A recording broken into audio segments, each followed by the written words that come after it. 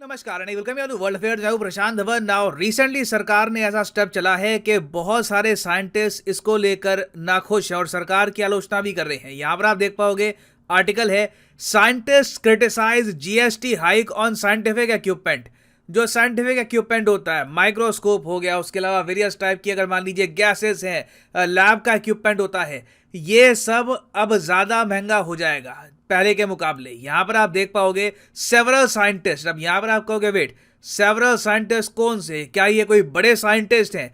क्या इनमें कोई साइंटिस्ट सरकार से भी जुड़े हुए हैं? तो इसका आंसर है हाँ, बिल्कुल।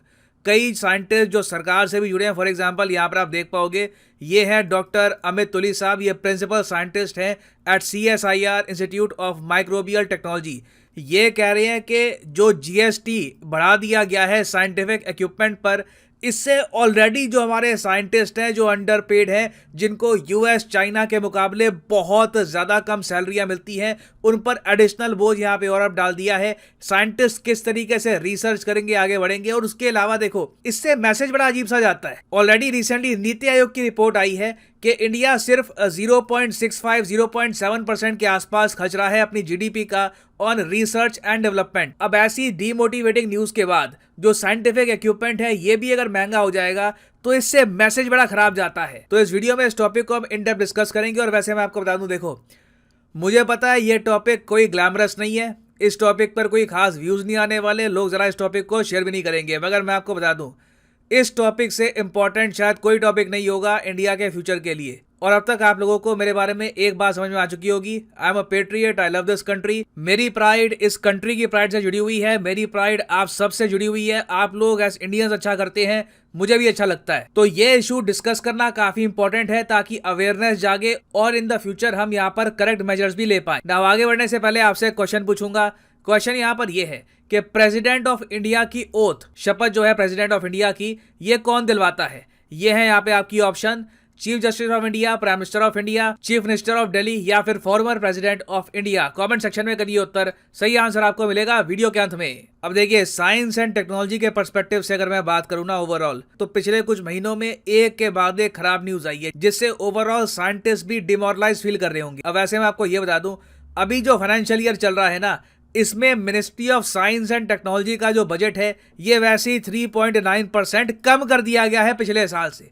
दुनिया भर में साइंस एंड टेक पर ना रिकॉर्ड तोड़ खर्च रहा है US, चाइना, कई देश हैं बस पैसा बहा रहे हैं इस पर, हम लोगों ने कम कर दिया। अब ये सब अपनी जगह था। अब इसके बाद सरकार ने यह भी कह दिया 47th GST काउंसिल की मीटिंग के बाद, हालांकि मैं यहाँ पर यह बोलूंगा GST काउंसिल में स्टेट्स का भी यहाँ पर इनपुट जाता है, केंद्र सरकार का भी इनपुट जाता है। तो सब ने मिलकर यहाँ पे निर्णय लिया और ये डिसाइड कर दिया कि साइंटिफिक और technical instruments supplied to public funded research institutes, यहाँ पर पहले GST जो होता था 5%, अब प्रॉपर तरीके से 12 से लेकर 18% के बीच में लगा करेगा। तो बहुत सा साइंटिफिक इक्विपमेंट इससे महंगा हो जाएगा।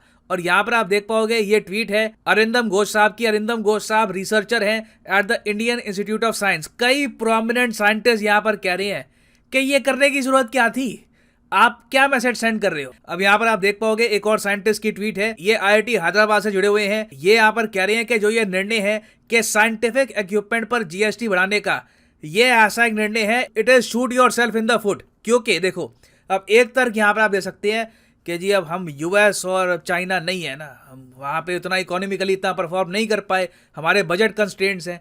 अब देखो, इस पर्टिकुलर एस्पेक्ट में ना अगर सरकार को रेवेन्यू आता हो बड़ा, जिससे कोई बड़ा इंपैक्ट दिख रहा हो, शीट में आपको दिख रहा है कि अच्छा हाँ फर्क दिख रहा है, कई बिलियन डॉलर अब एक्स्ट्रा आ रहे हैं, तब तो समझ में आता है। मिनिस्क्यूअल इस सब का इंपैक्ट होगा सरकार के रेवेन्यू पर। सारा इसका एक्चुअली में जो दबाव जाएगा, ये जाएगा इंस्टीट्यूट्स पर और ऑफ कोर्स काफी बार साइंटिस्ट पर भी इसका दबाव जाता है। तो बिल्कुल देखिए, डिसीजन मेकिंग के हिसाब से ये एक अल्ट्रा शॉर्ट साइटेड ये मूव है। और ये सब देखकर फ्रस्ट्रेशन इसलिए होती है क्योंकि US उल्टा कर रहा है। US और चाइना जो हम कर रहे हैं ना, उसका बिल्कुल ऑपोजिट कर रहा है। अभी रिसेंटली क्या हुआ कि USA में इनका एक बड़ा फेमस बिल है, अमेरिका कम्पीट्स एक्ट। ये पास होने के और करीब आ चुका है। America competes act actually Barack Obama का सपना था। ये चाहते थे कि एक ऐसा एक्ट पास करेंगे जिसके अंडर यूएस मैन्युफैक्चरिंग में और साइंस एंड टेक्नोलॉजी में मैसिव इन्वेस्टमेंट करेगा। और टोटल अगर हम बात करें इन्वेस्टमेंट की तो सिर्फ सेमीकंडक्टर प्रोडक्शन में यूएस गवर्नमेंट $52 बिलियन डाल देगी। उसके अलावा $45 बिलियन के ये लोग ग्रांट्स बांटेंगे, जिसमें बहुत सा पैसा इनके रिसर्च इंस्टीट्यूट्स, इनके साइंटिस्ट के पास जाएगा। साइंटिस्ट को मिलेगा बेहतर इक्विपमेंट, उनकी सैलरीज इंप्रूव होगी। तो जो ये दो एक्ट है ना, एक तो कम्पीट्स एक्ट, उसके अलावा यूएसआईसीए की फुल फॉर्म है US innovation and competition act. इससे यूएसए का प्लान यह है कि साइंस एंड टेक्नोलॉजी के मामले में यूएस डोमिनेंट फोर्स रहे दुनिया भर में। यूएसए के सामने कोई देश खड़ा ना हो पाए, क्योंकि यूएसए को यह पता है कि इनकी जो असली ताकत है आज के समय वो इनकी यूनिवर्सिटीज में है, वो इनके रिसर्च सेंटर्स में है, जहां से कमाल के साइंटिस्ट निकलते हैं, आइडियाज निकलते हैं। उन्हीं आइडियाज को फिर कमर्शलाइज करती हैं इनकी बड़ी कंपनीज। अब ये तो जी हमने बात कर ली यूएसए की, चाइना भी कम नहीं है। चाइना ने ना 2021 में पता कितना खर्चा है रिसर्च एंड डेवलपमेंट पे, अमाउंट सुन के आप चौंक जाओगे। चाइना ने $441 बिलियन खर्च दिया। अब यहाँ पे आप कहोगे सर गलत लिखा है, इतना अमाउंट, ये तो डिफेंस बजट से भी जरा का पैसा है। चाइना इतना पैसा अपनी मिलिट्री पे नहीं खर्चता जितना यहाँ पे खर्च दिया। ये कैसे हो सकता है? देखिए बिल्कुल ऐसा है। इसके पिछले साल अगर जाओगे तो चाइना ने ये $378 बिलियन खर्चे थे, और हर साल मैं देख रहा हूँ 10%, 14% इंक्रीज करी जा रहे हैं, क्योंकि इनको पता है अगर यूएसए से compete करना है तो इस मामले में ढिलाई बर्दाश्त नहीं होगी। अब यहाँ पर आप कहोगे अच्छा इंडिया का भी बता दो। अब यूएसए का बता दिया, चाइना का बता दिया, इंडिया कितना खर्च रहा है? देखिए ऑन एन एवरेज घूम फिर के मैं कहूँगा 45 बिलियन से लेकर $50 बिलियन के आसपास झूल रहा है हमारा मामला।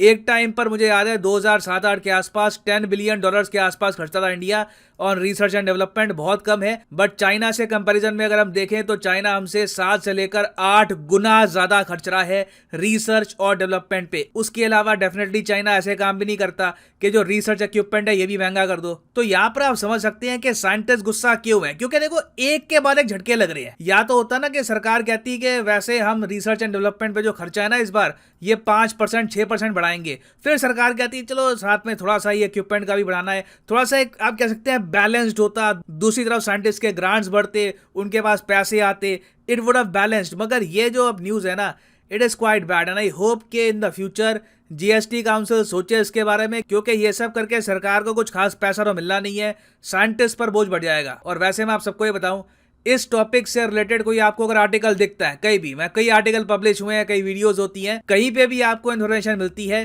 थोड़ा सोशल मीडिया पे इसके बारे में लिखा करिए। इंडिया के फ्यूचर के लिए ये बहुत ही ज्यादा इंपॉर्टेंट है ना। वापस आते हैं अपने क्वेश्चन की तरफ कि who administers the oath of the president of India. तो सही उत्तर यहाँ पे है option A, the chief justice of India. यहाँ पर आप देख पाओगे चीफ जस्टिस ऑफ इंडिया दिलाएंगे शपथ द्रौपदी मुर्मू जी को, जो होंगी अगली प्रेसिडेंट ऑफ इंडिया।